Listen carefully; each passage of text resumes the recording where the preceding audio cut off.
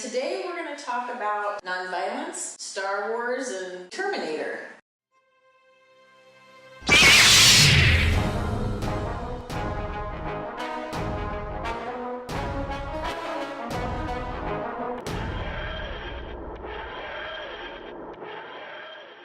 So Ahimsa, in general, nonviolence, but not just towards others, but also in the way that you treat yourself, the way that you think about yourself, your self-talk. So your thoughts about yourself in the world, or on your yoga mat, or in your body, all of that. So some people, I think, maybe in extreme cases, assume that in yoga that might mean that you have to be a vegetarian. Yeah.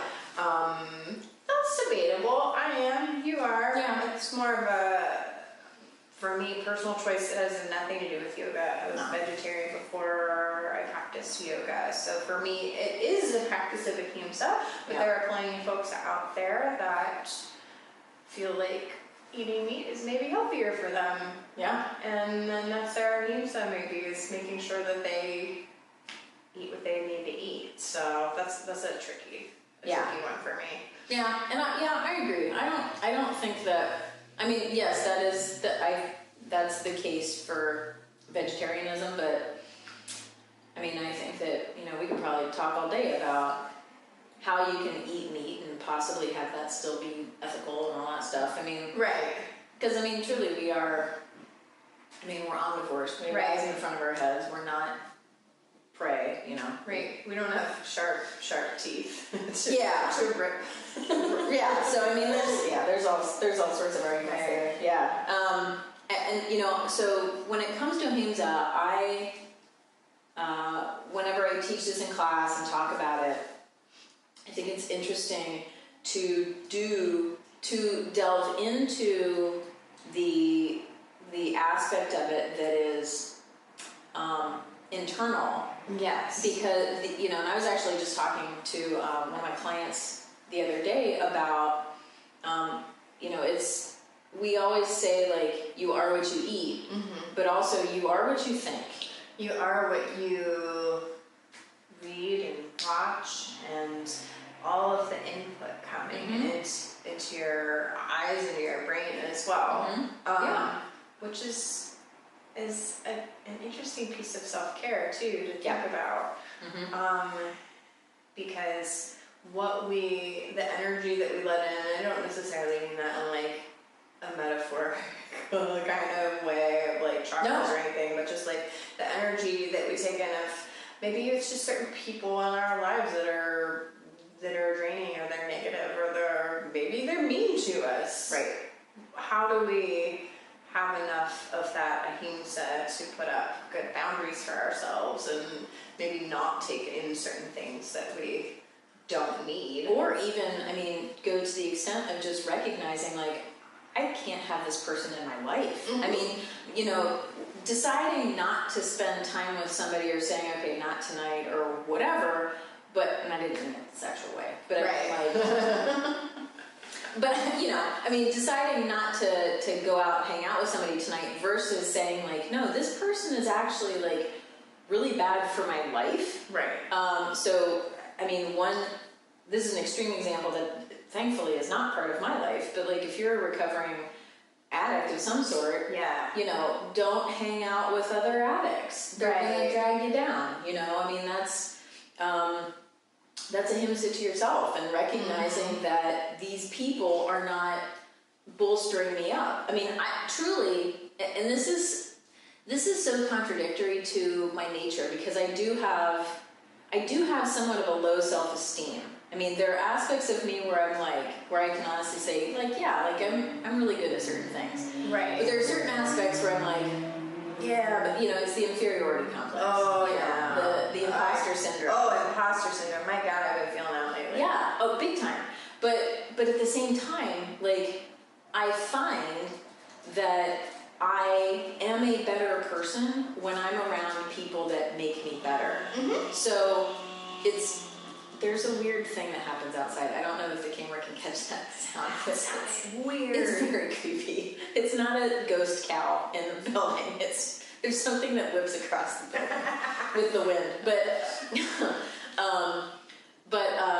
You know, when I'm around people that I think are smarter, that I think are better than me at certain things, like, honestly, what it does is it does make me a better person, and I do feel better. I still have to check my imposter syndrome and my some of these, like, it is challenging, but at the same time, I think that there's also a kind of person who, if you can be amazing and humble at the same time, like, that's a really great combo, and those are the people that I like to be around. Right.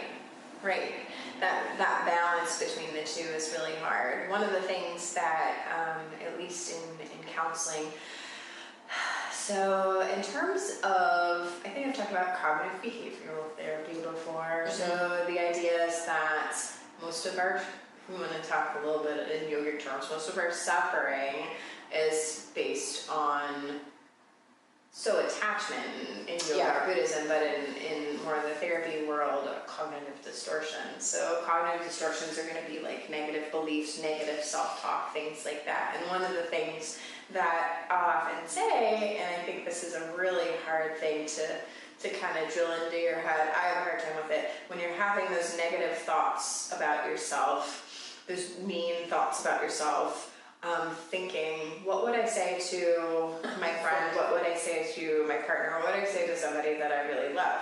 Why in the hell do I feel like I'm any different? Why are these outside individuals deserving of ahimsa, but I'm not? So it's not an easy thing. No. It's a million times easier, especially if you're in a teaching or helping profession, as we both are, where your inclination is to give and to treat others with kindness and respect.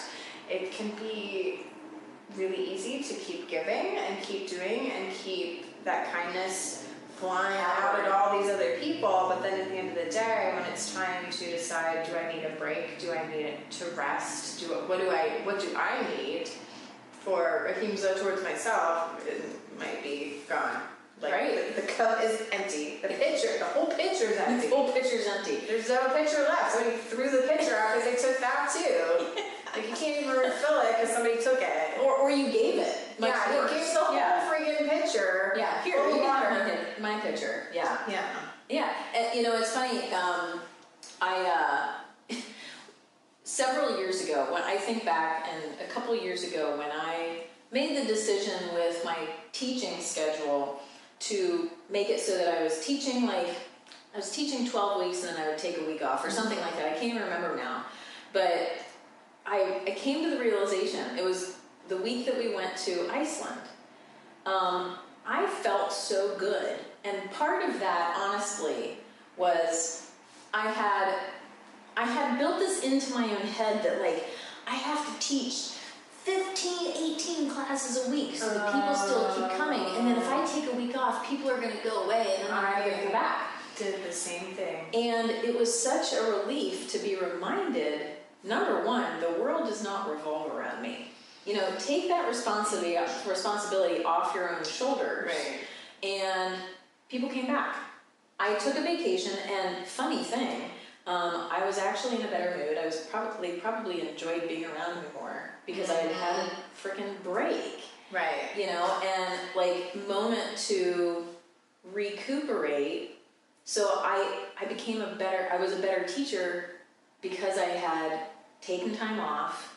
Right. And people, they come back, you know. You did what you probably would have suggested to someone else in that situation. And that, I think, is where ahimsa is the most difficult. Because I think it's pretty easy to be non-violent, for me at least. Sure. I mean, I'm not going to walk around like getting into fights, like fist fights with people or anything like that. I mean, maybe there are definitely people out there who have some stuff going on where maybe not being violent is difficult for them. But for the average individual, that's not where the work is really going to happen, as in not, you know, punching people. Yes. It's the self-care, it's the internal dialogue, it's even what you eat and what you drink and things like that too. If you feel like garbage and you're not worth much of anything, you're probably not going to be too concerned with what foods you actually need to fuel your body, or you're not even going to think about it as fuel, which is, oh gosh, I could go, I mean, on and on about that. I mean, thinking of like, you know, experiences with eating disorders and things like that, it's like food becomes like a value system that you have to earn, or exercise, you know, means that you're good or bad, whether or not you do it. So there's so much to Ahimsa that you can start doing on your yoga mat and then take with you. I think the first one is not doing things that hurt. Oh my God. Yeah. That's if it hurts, stop. That's the easiest way to practice it, or to be able to back off, or to not even, maybe not practice that day. Maybe your body needs you to breathe. And I know we've talked about things like this a lot. It's just like knowing that you are as valuable as anyone else in the world. So why would you force yourself to go punish your body for 60, 90 minutes when you might be getting sick, you might be injured? You wouldn't ever say that to your friend or your partner. You wouldn't tell them. And I think I've said this before. It's like if you had a friend, partner, whomever saying, I'm tired, I'm wiped out, I feel beat up, you wouldn't tell them, well, you need to go sweat it out for 9 minutes. You should probably go to a hot yoga class and get everybody else sick. Pretty sure. Right. No. Why would you do that? Yeah. So why would you do that to yourself? And we all, I mean, I think we're all guilty of it, especially if you get involved in something like you're a runner, I lift weights. It's like you get in this mindset. It's like, well, especially if you're doing some kind of programming. It's in the programming. That's how I got hurt the most. Yeah, especially with powerlifting programming, it's like, well, it's Monday, so I have to squat again. Meanwhile, I'm like, my SI joint hurts. That's not supposed to hurt, but I'm going to do it anyway. Would I tell my best friend to do that, or my partner to do that if they were lifting? No, I told them to take day off, or don't do any squats that day. Yeah. Why is it any different? So yeah, the talk that we put in our minds it's maddening. Like the other day, you know, I struggle with body image, and I've gotten there was a long period of time when I would call myself fat, and I'll be honest. I mean, I've never really been overweight. I have never been overweight. Okay, but you know, looking on past pictures of myself, it's funny. So I've been putting together this thing of pictures of me for this marketing thing, and I'm looking at pictures from last year, like incrementally going through things, and it's funny, like I remember when I took the pictures at the time, I remember feeling like, oh my God, I feel fat, I feel stupid in these clothes or whatever. Oh yeah. But now looking back, I'm like, oh my God, I actually look kind of cute in those things. So it's funny, like after the fact, you know, a year later or whatever, I look at myself and I'm like, Burg, shut up. You looked fine. I do that too. And you felt good. Yeah, and I think a lot of people, I think women have a pretty rough time with that, with just like the body image thing. I mean, men too, because for men it's like you gotta be super jacked, and for women you gotta be super skinny, but then now also sort of jacked. Like it's crazy. The thing that women need to look like just changes every few, like it's like every decade. There's like, here's your template, fit into your template. So we're already working against that. So the need to shut that down, because I do the same exact thing. Like I'll remember how I felt in a moment when a picture was taken, and then I'll see it now, and I'm like, what? Yeah. What was I even doing? Right. So I have a Ahimsa for myself after the fact, but in the moment, I'm like, I'm dumb. Right.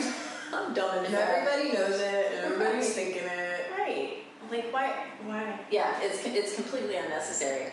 Yeah, and so I think, so we originally had talked about how we were going to pair this up with like Star Wars and the Jedi.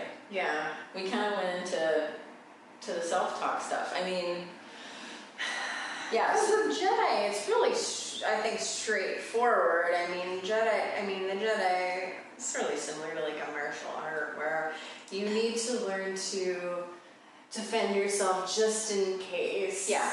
But you live a life that is non-violent. So that was kind of where we're getting kind of a little tripped up. It's like, okay, so they're not supposed to be violent, but hey, here's your weapon that you're going to train with, and then they do end up, killing people. Well, and I think that there's also, some of what I'm going to say could fall into like Santosha as well, contentment. But I think that there's an aspect where if you talk too much about nonviolence, there are some people are like, well, but what happens if you're attacked? Are you going to not defend yourself? Exactly. And similar to like Santosha or contentment, where I am completely satisfied with being abused by this person. Right.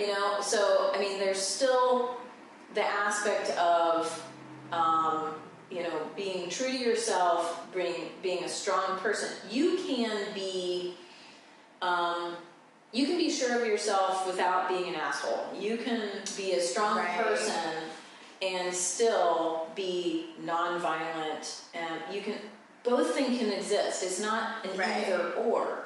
Right, and I think that kind of goes back to the boundaries as well. I think boundaries for yourself, for others, are a kind of critical piece of Ahimsa, because that's just like saying if somebody were to attack you and you're going to go, no, I practice Ahimsa, so oops, got stabbed. Right, that's, nobody's saying that, and that shouldn't be the point. Right. So I think it's the idea of putting up boundaries, solid boundaries with other people. Maybe it's people in your life, or putting up boundaries with yourself. Like, no, we're not going to go there. We're not going to go to the I'm fat or I'm whatever dialogue, because that doesn't serve any purpose. Right. So I think that's where the boundaries become the Ahimsa, rather than just being like complacent and just sitting back and letting things happen to you. Right. So, yeah, I think, and so you were going to try to make the case that Terminator fit into this? oh,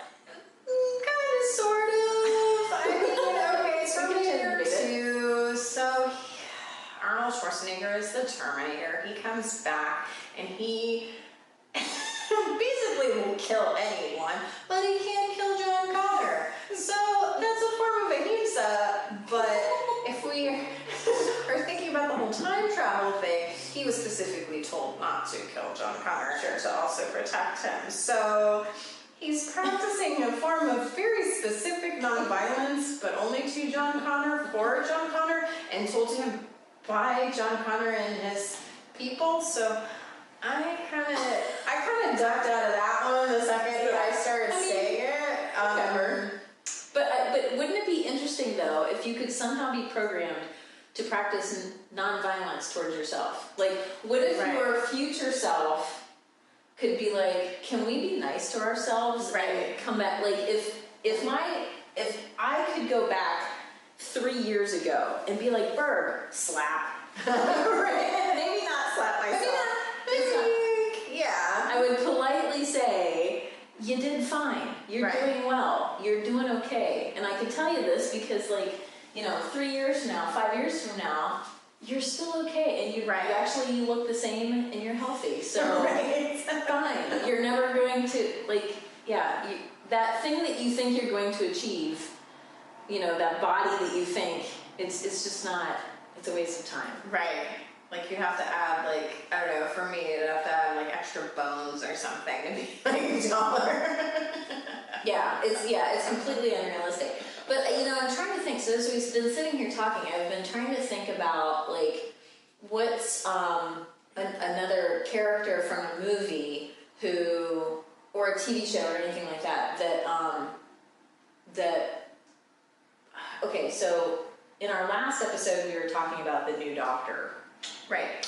And how she was apologizing for everything or whatever. Yeah. So I kind of feel like that could probably fall into this. However, does she have a self-esteem issue? I don't know if she does or not. They kind of make it seem like she does a little bit. I mean, she's so unsure of everything. Right. I'm just not sure who she is, and It's a little bit. Yeah. Yeah. But is self-esteem the same thing as is unsure the same thing as, negative thoughts about yourself? I don't think so. I think it just depends to the extent. If you're questioning your worth, and you're unsure about that, then I think that could fall into that category. It's extensive. If you have to question whether you're worthy of loving yourself or of love at all. So, Dobby. So, house elf.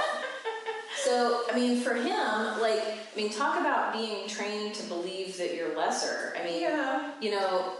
House elves are treated like crap, and, they have nothing positive to say about themselves. Their entire worth is based on what their master tells them that they're worth. That's a very sad part of Harry Potter. Yes. Oh my god. Really how much did you cry when spoilers? Spoiler alert, like a decade later. Yeah. I'm not giving anybody spoiler alerts at this point. Yeah. Something's been... Yeah, if it's been around for a decade, it's your fault. All bets are off. You don't get any Ahimsa. Yes, right. Right.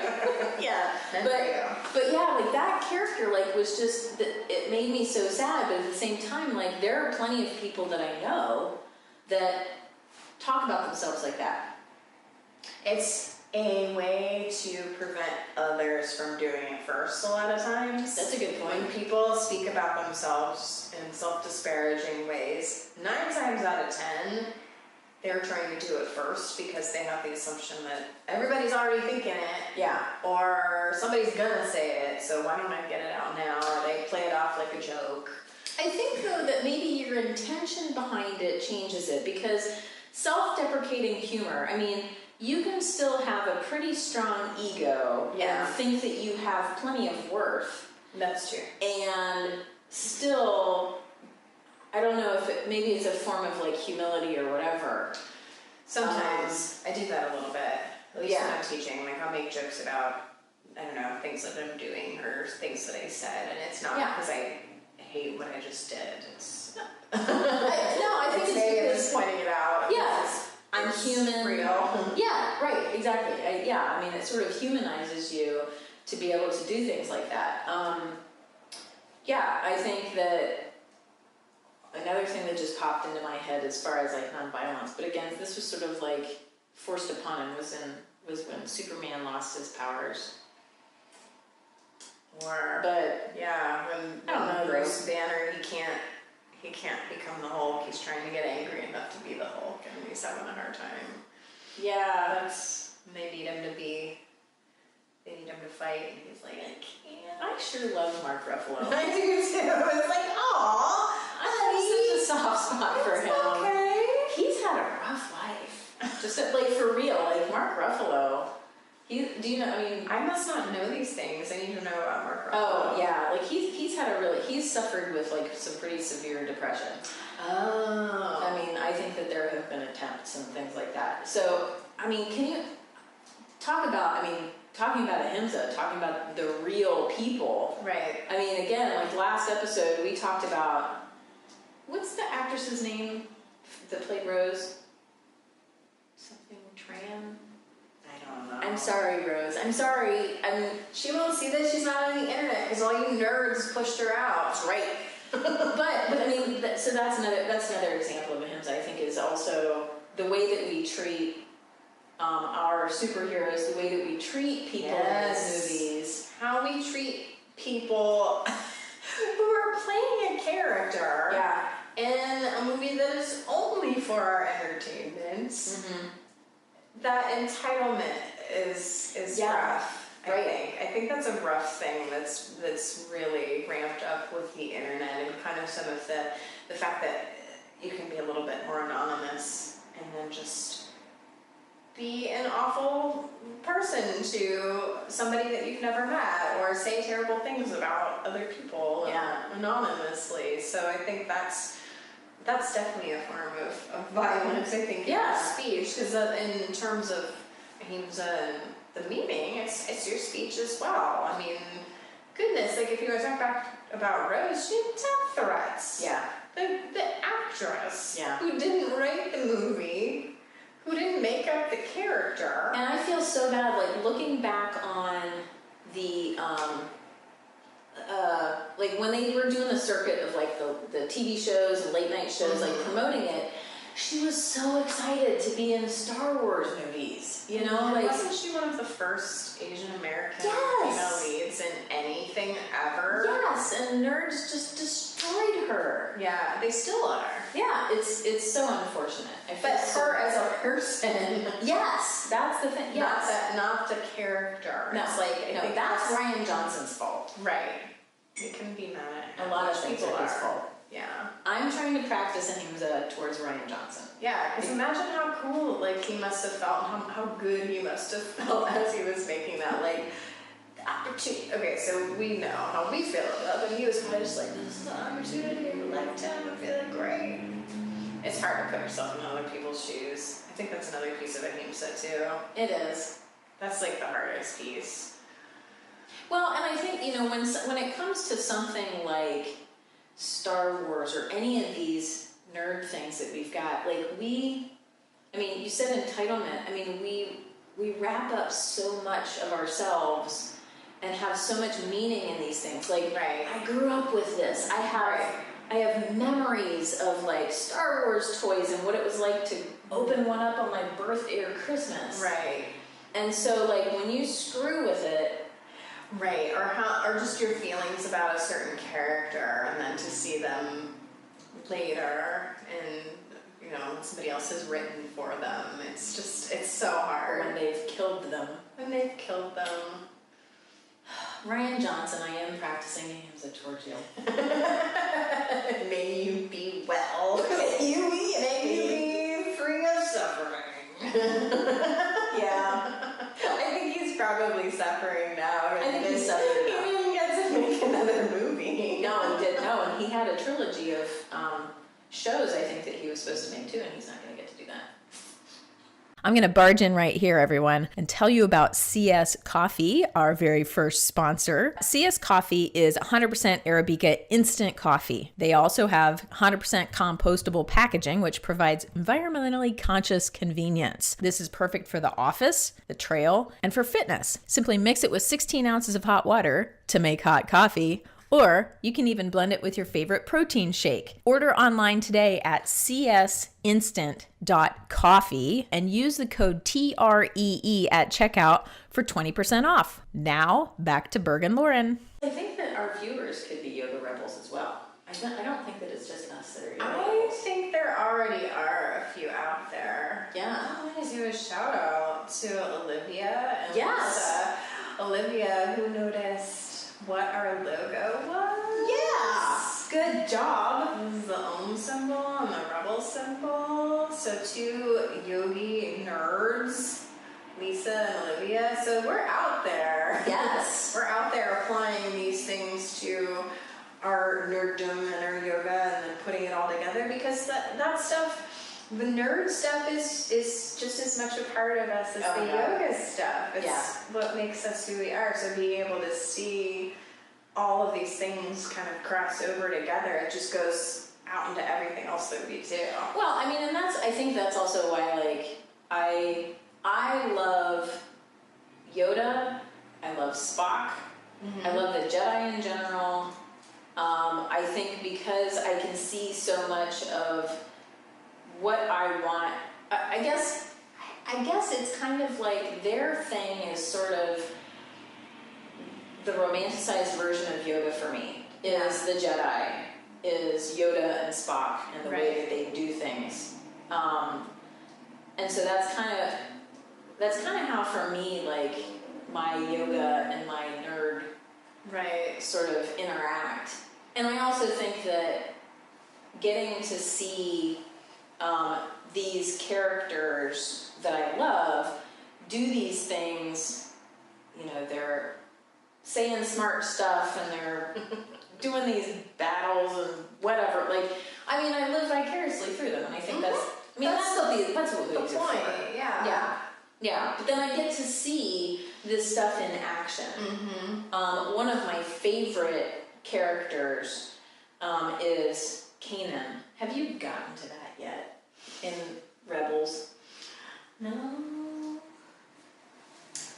So Practice Ahimsa toward me for not I am seeing practicing.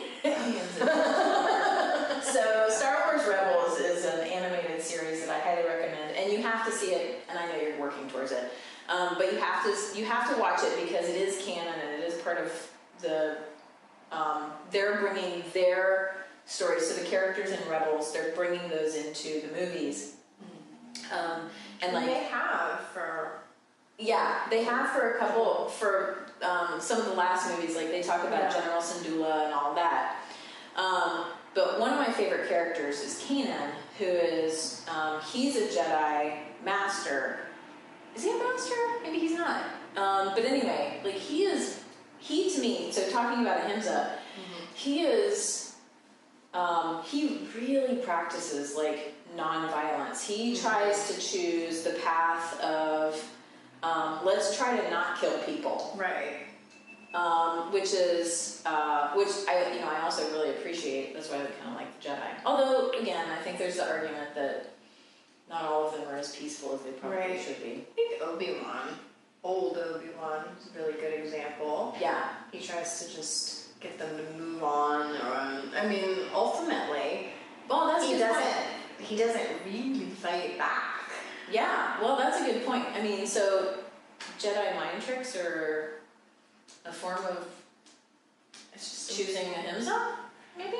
Maybe.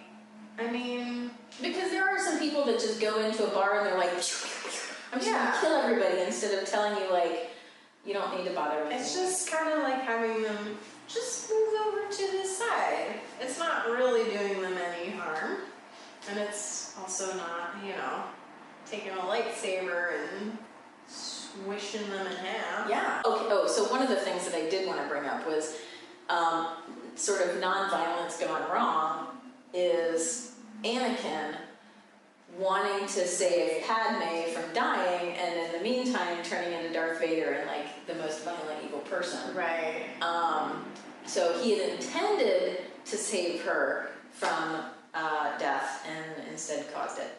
Or old Luke realizing that Kylo Ren could kill thousands and billions and millions of people, and so he decides he's gonna try to kill him, and he doesn't, and then it all ends up not really going well either way. And but then Kylo Ren. if we're gonna go sci-fi, I mean, a lot of times the intent is to save. So killing maybe one individual to save all of the other individuals, or Well, and that's Spock. I mean, he brings that up a lot. Yeah. Say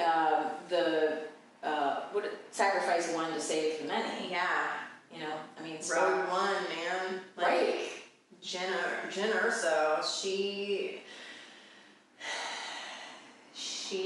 shoots a lot of people, but ultimately her violence is for overall ahimsa. So it gets really, really sticky when you think about it with a lot of sci-fi. That is sticky, and I wonder if There's a big revenge piece in there too. Yeah.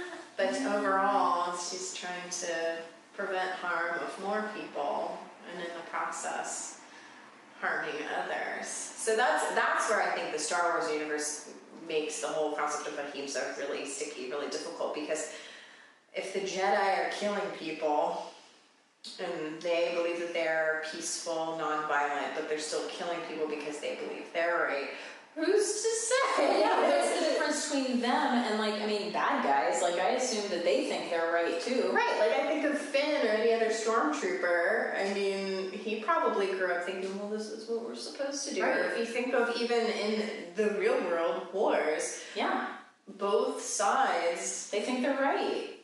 believe that they are right, And they're saving people. and that they are worthy of being saved, and as a result, or to get that, harming others. Well, I mean, and if you've been brainwashed to believe that a certain set of people are are harming your people. Exactly. Or whatever. I mean, then that's the challenge is, I mean, that's just the challenge. And that's like real life stuff, though. Yeah. Oh, yeah. That's like how humans work.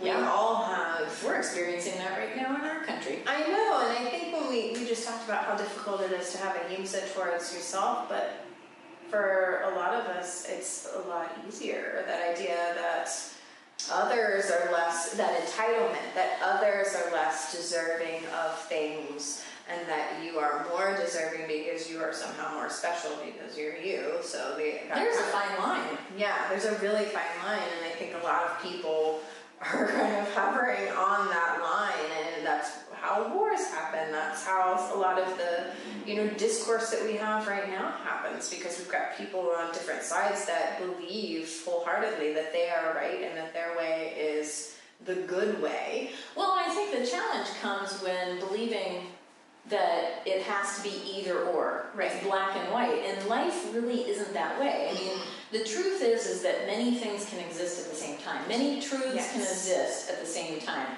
You can be right, and I can be right, and we can still live together. Right. And I think that's the challenge when, but I mean, but that's hard because people want to be right. Right. Our brains can't handle it if we believe that something is right. Even if it's not, our brains can't handle any other information Right.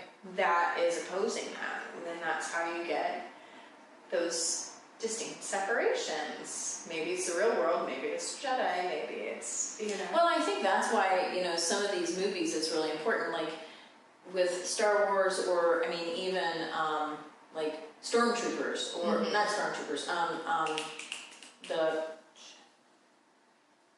anyway, I'll pass on that. But these movies that show us extremes, I think that one of the things that I really love about sci-fi, maybe not so much fantasy, but about sci-fi movies, is they are a political commentary, and they are a reflection.